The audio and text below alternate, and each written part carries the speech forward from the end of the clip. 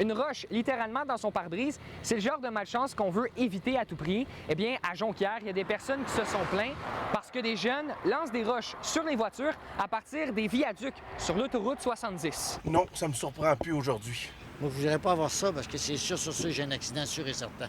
C'est vraiment très dangereux. En espérant que les jeunes se fassent prendre rapidement. Dans une publication sur la page Facebook de Spotted Jonquière, on comprend que ce n'est pas la première fois que des jeunes lancent des roches au-dessus de l'autoroute comme ça, avec un long message qui décrit la situation.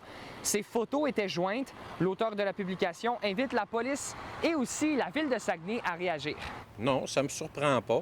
C'est pas quelque chose qu'on peut dire qu'on voit de façon quotidienne, mais de génération en génération, c'est des choses qu'on entend, des objets qui sont lancés sur les véhicules. Ça ne me surprend pas de la part des jeunes. Là.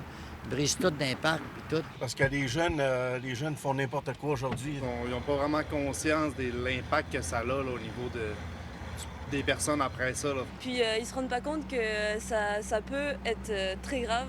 Vous pensez qu'en moto, comme on est là, nous autres là, on est trois, là, à recevoir une roche dans notre pare-brise à l'heure actuelle, là, on plante, c'est sûr sur ceux qu'on tombe. Si c'est des adolescents qui ont plus de 12 ans, de 12 à 18, c'est la loi sur le système pénal pour les adolescents qui s'applique. On pourrait décider aussi d'envoyer en mesure de renvoi avec nos partenaires Équijustice. Ceux-ci vont donner des ateliers peut-être sur le vandalisme, le vol, dépendamment de la problématique que l'adolescent a. Et ensuite, si on parle d'un adulte, une personne qui a 18 ans et plus, bien là, on parle vraiment d'un acte criminel. Habituellement, une malchance comme celle-là, ça occasionne des coûts. Un pépin comme ça coûte combien? 129,95. C'est sûr que nous autres, on essaye toujours de réparer, peu importe l'impact. On va essayer pour faire sauver aux clients. Mais ça se peut que ça prenne une réparation de pare-brise. On parle d'environ entre 600 et 1200, 1300 $. Même au niveau des assurances, ça coûte quand même cher de se faire réparer des pare-brises, mettons. Je suis certain que ces personnes-là, aujourd'hui, peut-être qu'ils font ça, mais un jour, vont se retrouver derrière un volant.